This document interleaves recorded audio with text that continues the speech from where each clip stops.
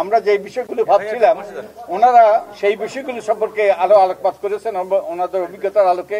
তো মনে হলো যে আবারও যে আমরা সঠিক পথে আছি। কিছু কিছু গুরুত্বপূর্ণ বিষয় তারা জোর দিয়েছেন, যেমন রাষ্ট্রপতির নির্বাচন। তারা বলছেন সরাসরি আসন হওয়া দরকার, এবং ওনাদের কেউ কেউ বলছেন কোনো নির্বাচনই যেন পরোক্ষ না হয়, প্রত্যক্ষ হয়, প্রত্যেকের কনস্টিটিউয়েন্সি থাকে।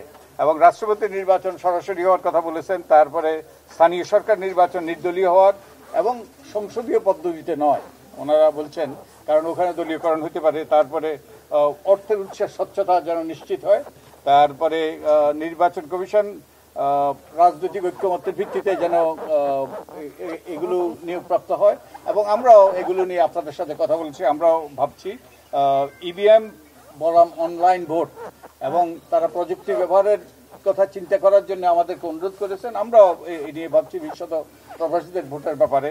তারপরে হলফনামা যাচাই বাছাই করা, হলফনামাতে মিথ্যা তথ্য দিল কিনা এগুলো নিশ্চিত করা, এবং কত শতাংশ ভোট পেলে নির্বাচিত হবে, যে 1% 10% নাকি 50%-এর বেশি, এই বিষয়টার উপর রান অফ ইলেকশন হবে কিনা সে বিষয়ে তারা বলেছেন। এবং তারা না ভোটার ফিরিয়ে আনার জন্য বলেছেন।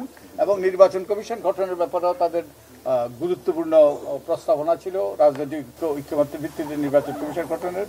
তো অনেক গুরুত্বপূর্ণ কথা হয়েছে। এবং বিনা প্রতিদ্বন্দ্বিতা যেন নির্বাচিত না হয় এই বিষয়ে তারা আলোকপাত করেছেন।